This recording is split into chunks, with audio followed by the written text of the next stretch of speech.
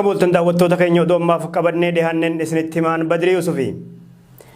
Booji'amtoonni TPLF gaddaa gadhiisuu ibsee maatii raayyaa ittisa biyyaa fi hojjettoota siviilii naannoo Tigraay keessa turanii ji'a mootummaan Itoophiyaa addi bilisa baasaa uummata Tigraay booji'amtoota waraanaa Itoophiyaa 4,000 ol ta'an dhiheenya kana gadhiisuu ibsee ture. Garuu mootummaan Itoophiyaa booji'amtoota miti jee. Dhaabbanni fannoo diimaa idil addunyaa ICRC ammoo hiikamuu booji'amtoota TPLF gadhiise kana waliin hidhatan qabu jee ture. TPLF booji'amtoota miseensota raayyaa ittisa biyyaa fi humnoota lolarratti hirmaatuuf naannoleerraa bobbaafaman 4,000 ol gadhiisuu ibsee jira. Dhimma kana ilaalchisuun tajaajilli sabqunnamtii mootummaa federaalaa ibsaa baaseen tattaaffin odeeffannoo fi olola sobaan xiyyeeffannoo hawaasaa idil addunyaa argachuuf taasifamaa jiru bakkan qabu jee. Ibsi kun dabaluunis gareen shororkeessaa adda bilisa baasaa uummata Tigraay eenyummaa isaa sirrii hawaasni addunyaa hubachaa dhufuu isaan ololli tamsaasaa ture gatii dhabaa dhufuu hordofee ammas qalbii hawaasa idil addunyaa argachuuf dhimma booji'amtoota hiikuu ajandaa taasifatu yaalaa jiraa jee. Eenyummaa isaa dhoysuuf nageenya kan barbaadu fakkaatee dhihaachuuf tattaaffii taasisuu keessaa tokko booji'amtoota hiikee jechuun seenessoo olola sobaatii ji'a. Ibsi tajaajila kominikeeshinii mootummaa Itoophiyaa kun itti fufuunis garichi naannoo Amaaraaf Afaar bakkoota weeraree turetti gochaalee sarbama namoomaa suukanneessaa raawwachaa turuu fi yeroo ammaa namoota kanneen olola siyaasaaf oolfachuuf booji'amtoota hiike jechuun hawaasa biyya keessa fi idil addunyaa burjaajessuuf yaalaa jiraa jee. Itti dabaluun mootummaan dhimmicha ilaalchisuun hojii qulqulleessuu taasisaa ture. Namoonni booji'amtoota jedhaman kunneen yeroo raayyaan ittisa biyyaa naannoo Tigraay gallakkisee bahee turetti maatii raayyaa ittisa biyyaa garichaan ugguramanii turan tahuu mirkanaa'ee jira jea. Gama biraatiin hawaasa siviilii garagaraa hojiif naannoo Tigraay keessa hojjechaa turan ugguree ture. Yeroo ammaa bu'aa siyaasaa argachuuf uffata seeraa raayyaa ittisa biyyaa fi qaamolee nageenyaa biroo itti uwwisuun booji'amtoota fakkeessuun hiriirsuu himee jira. Ibsi mootummaa Itoophiyaa kun garichi tibbana waraana labsuu fi ifatti qophii taasisaa jiraachuun beekamuu hordofee waan qaban hunda gara waraanatti jijjiiruun irra deebin badiif qophaa'aa jiraachuu gochaan kun mul'iftuudha jea tajaajilli kominikeeshinii mootummaa Itoophiyaa. Gama biraatiin finxaaliyyiin hidhannoon bakkoota garagaraa keessa soso'anis olola garee adda bilisa baasaa uummata Tigraay tumsaa jiran jechuudhaan himatee jira.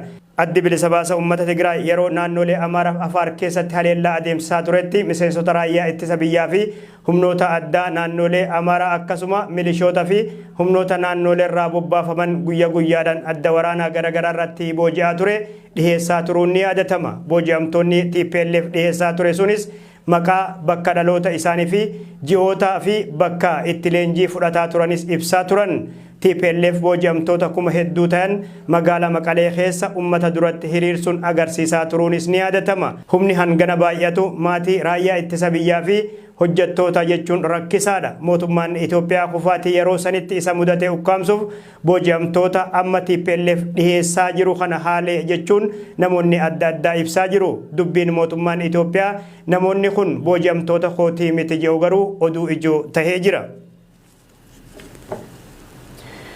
Godina Harargee lixaa aanaalee mi'eessuuf gumbii bordoddee keessatti hongeen mudatee ummataaf beeladoota hubaa jiraa jedhame. Akka namni BBS odeeffate tokko himutti beelli kun ji'oota 5 dabran aanaalee eeraman keessatti mul'ataa ture. Keessattuu aanaa mi'eessoo araddoota akka daalachaa ittisa roorroo fi dhagaa daakuu jedhaman keessatti beelli akka malee cimee jira. Bifa wal fakkaatuun aanaa gumbii bordoddee araddoota dirree qaalluu fi aannannoo jedhaman keessatti hongeen mudate kun lubbuu namaaf yaaddessaa yeroo ta'u beeladoota akka malee hubee jira jedhame. Beeladoota hedduus akka ajjeesee jiruutu gabaafame. Godina Harargee lixaa aanaa mi'eessuutii fi aanaa gumbii bordoddeeti. Aanaa lameen kana keessatti egaa araddoonni akkam gartee hongeen tammaati gartee araddoota gammoojjii kana amma fakkeenyaaf araddaa daalachaa aanaa mi'eessuu keessa araddaa daalachaa ittisa roorroo araddaa dhakaa daakuu araddoota kana jechuudha. Araddoonni hongeen akka malee gartee namaa fi beeylada illee akka malee hammaatee gartee amma rakkoo hamtuu keessa jiranii araddaa aanaa gumbii bordoddee immoo dirree qaalluu addaa dirree qaalluutii fi naannoo san hunduma gartee warra xiyyeeffattoota wanni kuni hongee akka malee hammaatee gartee namni karatti loon bobbaasu gartee dhabee haala hamaa keessa jiran jechuudha. Araddoonni amma beelli keessatti mudatee jedhame kun lafa gammoojjii yeroo ta'an jiraattonni ammoo horsiisee bultoota. Ji'a shan akkana ni ta'a gartee amma immoo daran hammaachaa dhufe malee hongeen kun amma ji'a shan ni dabra. Garuu amma immoo daran gartee bokkaan hin jiru gartee haalli jiru gartee naannoo sanitti lafti gammoojjiidha gartee kanaaf amma immoo rakkoo hammaadha jechuudha. Beeltoonni karratti gartee dhumaa jiranii. Horsiisee bultoonni aanota gumbii bordoddeef mi'eessoo xiyyeeffannoo fi tajaajila hawaasummaa mootummaa dhabuun baroota hedduuf jireenya qormaanni itti cimu jiraataa jiru. Ammas taanan qaamni mootummaaf miti mootummaa lammiilee Harargee lixaa keessatti hongeen rukutamaa jiran kanaaf dirmannaa namoomaan taasisan yoo ta'e haalli jiru daran ulfaatu mala jedhamee sodaatama. Namni odeeffanne kun bulchitoonni aanota kanaa ummataaf dantaa waan hin qabneef yeroo hongeen cimaan dhalate kanatti faallaa isaa maqaa shanee jechuun ummata hiraarsaa jiru jira. Dhugaa dubbachuudhaaf yoo ta'e gartee haala qaala'insa jireenyaa wal qabatee gartee hongeen hammaatee kan jiru mootummaan kun gartee mootummaa dandaatiif socho'u malee gartee uummataaf yaadne waan ta'eef gartee uummatuma hongeedhaan gartee beelladaaf yookaan hundi rakkoo keessa jiran kana maqaa gartee shaneetiin dararuu malee uummata kana wanti gargaaramee hin jiru daran hidhaatu jira naannoo sanitti. Ammas taanan lammiilee beela mudatanii fi beeladoota dhumuuf qarqararra jiraniif dirmannaan namoomaa hatattamaa akka barbaachisu dhalataan godinichaa kun ibsee jira. Tarkaanfii humnoonni nageenya naannoo Amaaraa nageenya mirkaneessuuf fudhataa jiraniin gaazexeessitoonni fi namoonni hidhamaa jiru jedhame warreen hidhaman finxaalessummaa kanneen leellisanii fi mootummaa qeeqantu keessatti argamas jedhama. Finxaaleyyiin Amaaraa mootummaan faannoo irratti fuulleffatee hidhaa adeemsisaa jira jedhu garuu mootummaan naannoo Amaaraa faannoo irratti osoo hin taane kanneen maqaa isaatiin jeequmsa adeemsisantu hidhamaa jira jedhe Aminaa Muhammad dabalata isinitti himti. Erga humnoonni nageenyaa naannoo Amaaraa jeequmsa tasgabbeessuuf bobbaafamanii as namoonni akka mootummaa qeeqan sabaan Amaaraa ta'an hidhamanii jiru. Irra jireessi namoota hidhamanii jiran kanneen sochiilee garee faannoo jedhaman warra leellisanidha. Namoota dhiyeenya kana hidhaman 7 keessatti gaazexeessitoonnii fi namoonni marsaa hawaasummaa irratti qeeqa barreessanis ni argamu. Humnoonni finxaaleyyii Amaaraa faannoo jedhaman caasaalee paartii siyaasaa Abinii fi Baaldaras keessaa qooda qaban hiriira mormii bal'aa naannoo Amaaraatti tibbana yaamanii turan. Biiroon bulchiinsa fi nageenyaa naannoo Amaaraa garuu hiriirri yaamame sun beekamtii kan hin qabnee fi qaamota hiriira kana yaaman irratti tarkaanfii fudhaa jechuun akeekkachiisee ture. Ibsisaa keessatti namoonni dhuunfaa fi abbootiin miidiyaa diina keenya waliin ta'uun hiriira seeraan alaa yaamuun nageenya kabachiisuu irratti danqaa ta'an jechuun himatee jira. Namoota amma hidhaman keessatti Salamoon Shumiyyee fi Maskaram Abarraa kanneen jedhamanis ni argamu. Namoonni hidhaman kunniin uummata walitti buusuuf qixa sirrii hin taaneen yeroo isaan bifa loogii miidiyaa irratti dubbatantu mul'ataa ture. Mootummaan Itoophiyaa sochii garee finxaaleyyii duraan gadhiisee ture daangessuuf tarkaanfii ifaa fudhataa jira fakkaata. Duula hidhaa kanaan miseensota Abin kanneen barreeffamoota fi haasaa jibbiinsaa facaasaa turan 9 irratti caamsaa 10 bara 2014 akka lakkoofsa Itoophiyaatti to'annoo jala oolanii jiru. Hoogganaa humna addaa naannoo Amaaraa kan turan Bergaader Jeneraal Tafarraa Maammoo kan dhiyeenya kana Finfinnee keessaa butaman gara naannoo Amaaraa Bahar Daaritti geeffamuun mana murtiitti dhiyaatanii jiru. Himanni irratti baname ammoo heera biyyattii humnaan diiguuf yaalanii jiru jedha. Manni murtichaa gaafii poolisiin guyyoota 10 qorannoo akka irratti adeemsisu dhiyeesse hayyamee jira. Finxaalayyiin Amaaraa duulli faannoo irratti banamee jira jechuun himataa jiru. Hoogganaan paartii Baaldaraasii obbo Iskandar Naggaa mootummaan saba Amaaraa irratti haleellaa sabummaa raawwataa jira. Oromiyaa keessatti sabni Amaaraa miidhamaa jira. Kana kan gochaa jiru qeerroo gurmaa'an jechuun olola hamaa adeemsisaa jira. Garuu pirezidaantiin naannoo Amaaraa Dr. Yiliqaal Kaffaalee faannoo irratti tarkaanfiin fudhatamaa hin jiru. Tarkaanfiin kun maqaa garee kanaatiin kanneen nageenya naannichaa booressan irratti fudhatame jedhee jira. Biiroon bulchiinsa fi nageenya naannoo Amaaraa ibsa dhiyeenya kana baaseen shakkamtoonni karaa nagaatiin harki isaanii akka laatan akeekkachiisee ture. Haalli naannoo Amaaraa kun kan hammaate erga dhiyeenya kana namoonni meeshaalee waraanaa harkaa qaban akka galmeessan ajajni jiru mootummaan naannichaa darbeen booda.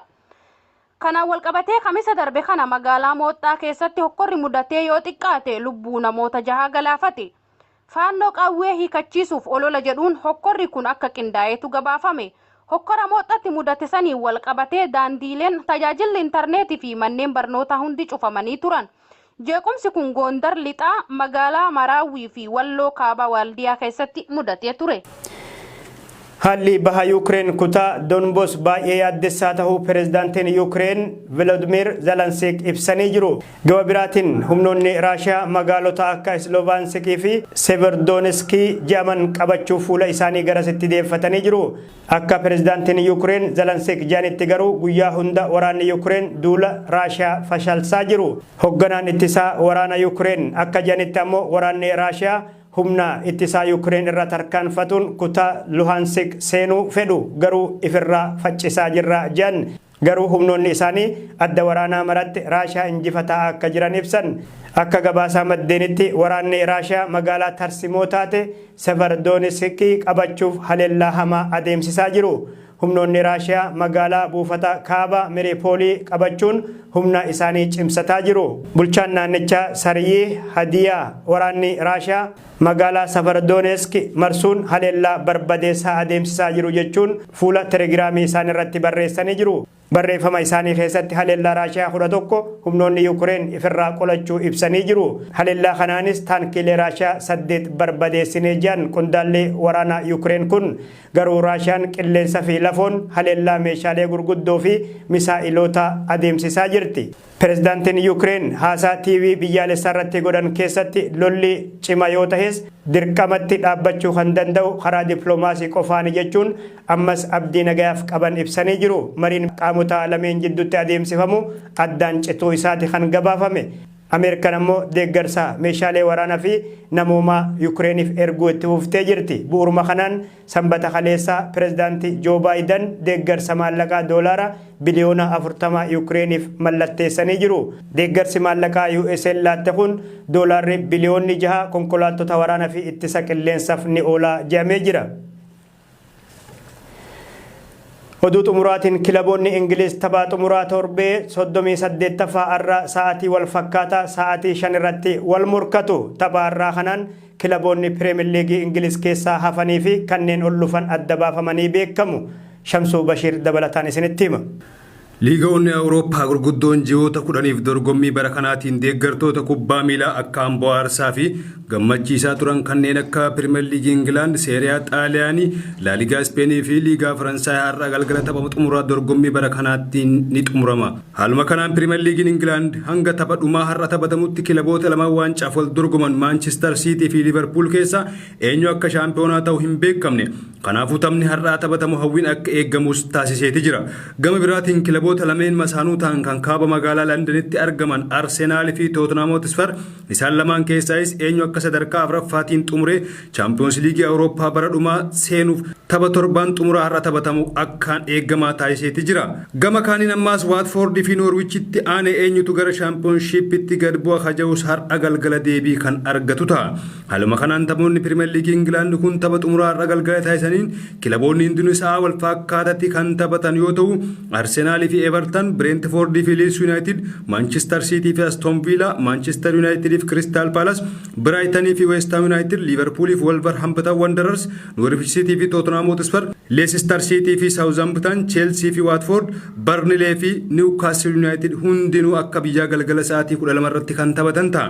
Taphoota Piriimiyer Liigii Ingilaand hanga torbaan 37ffatti taphatameen Manchester Cityin qabxii 90 sadarkaa tokkoffarra yoo ta'u, Liverpool qabxii 89 sadarkaa lammaffaa, Chelsea qabxii 71 sadarkaa sadaffaa, Tottenham qabxii 68 sadarkaa afuraffaa, Arsenal qabxii 66 sadarkaa shanaffaa yoo ta'u, Manchester United qabxii 58 sadarkaa ja'affaarratti argama. Seeriyaa Xaaliyaanii dorgommii bara kanaatiin kilaboonni magaalaa Milaan lamaan jechuun Inter Milaan fi AC Milaan jidduutti wal falmiin cimaan geggeeffama hanga torbaan 37ffaa kan deeme yoo ta'u, taphni xumuraa har'a geggeeffamu eenyu akka waancaa Scudetto injifatu kan adda baafamu ta'a. AC Milaan yoo tapha irraa taphatu injifate waancaa Scudetto kana erga fudhatee bara 11 booda waancaa biraa injifachuu isaati. Seeriyaa Xaaliyaanii torbaan dhumaa har'a taphatamaniin Spezia fi Napoli, Inter Milaan fi Sampdoria, Sassuolo fi AC Milaan, Salernitana fi Udinese akkasumas Venezia fi Cagliari kan taphatamta. Waancaa Scudetto kana injifachuudhaaf taphni Inter Milaan fi Sampdoria akkasumas Sassuolo fi AC Milan godhan akkaan kan eeggamu ta'a. Taphoota Seeriyaa Xaaliyaanii hanga ammaa taphatamaniin AC Milan qabxii 83 sadarkaa tokkoffaa, Inter Milan qabxii 81 sadarkaa lammaffaa, Napoliin qabxii 76 sadarkaa sadaffaa, Juventus qabxii 70 sadarkaa afuraffaarratti argama. karaa liigii Firaansi tapha xumuraa kaleessa taphatamee shaampiyoonummaa PSGtiin dorgommiin bara kanaa xumurameetti yoo dabarru kilaboonni akka Saint-Étienne, Bordeaux fi Metz gara diviizyoon lammaffatti gad bu'uun bara dhufu diviizyoon lammaffaa kan taphatan ta'a. Taphoota dhumaa liigii Firaansi kaleessa galgalaa taphatamaniin PSG Metz keessummeessa 5-2 yoo injifatu Clermont Stadium isaa irratti Olympique Lyon 2-1 yoomamu Lensii fi Monaco 2-2 wal qixa obaan Lille fi Reims akkasumas 2 wal qixa ba'uu danda'aniiti jiran. Lorient fi Troyes 1 wal qixa obaan Olympique Marseille Strasbourg keessummeessee 4-2 yoo injifatu Nancy fi Saint-Étienne takka wal qixa ba'an Reims Stadium isaa irratti Nice 3-2 yoomamu Angers ammoo Montpellier keessummeessee 2-2 mo'ateeti jira. Liigii France bara kanaatiin PSG qabxii 86 shaampiyoonaa yoo ta'u Olympique Marseille qabxii 71 sadarkaa lammaffaa Monaco qabxii 69 sadarkaa sadaffaa ta'u Rennes qabxii 66 sadarkaa afuraffaan xumureeti jira. Tapha liigii Firaansi torbaan dhumaa kaleessa taphatame irratti taphataan beekamaan lammii Arjentiinaa Angel Di Maariyaa waggaa 7 booda PSG gadhiisuu isaatiin deeggartoota kilabichaatti nagaa yeroo dhaammatu deeggartoonni PSG bakka ta'anii ol kaanii geggeessaa cimaa godhaniifiiti jiran. Akkasumas pirezidaantiin kilabichaa Naasir Al-Khelaifi qaamaan achitti argamuun Angel Di Maariyaaf geggeessaa godhaafiiti turan. Angel Di Maariyaa waggaa 7 PSG keessa kan ture yoo ta'u taphoota 295 irratti hiriiree taphachuudhaan gooliiwwan 92 lakkoofsee kubbaa 112 gooliif taatu mijeessee yeroo isaatiif kennee walumaa galatti waancaa 18 injifachuudhaan turtii PSG keessa ture haala milkiin xumuree kaleessa galgala kilabichaan addaan ba'uu dandeetti jira. Angel Di Maariyaa yeroo ammaa kilaba kamii wajjin waliigaltee waan hin qabneef akka seera Boosmaan yookaan Boosmaan Law jedhamutti kilaba barbaade wajjin dhuunfaadhaan waliigalee bakka barbaade seenuu danda'a. Haaluma kanaan yeroo jijjiirraan ganna dhufu banamu gara Xaaliyaanii imaluudhaan kilaba guddicha Xaaliyaanii Juventus wajjin waliif gala jedhamee eegamaa akka jiru xiinxaltoonni kubbaa miilaa hedduun ni dubbatan. Tole daawwattoota keenya oduu namaaf qabannee dhiyaanne isaan gammadaa daawwattan ture waan nu hordoftaniif ulfaadhaa qophii biraatiin wal agarra nagaatti.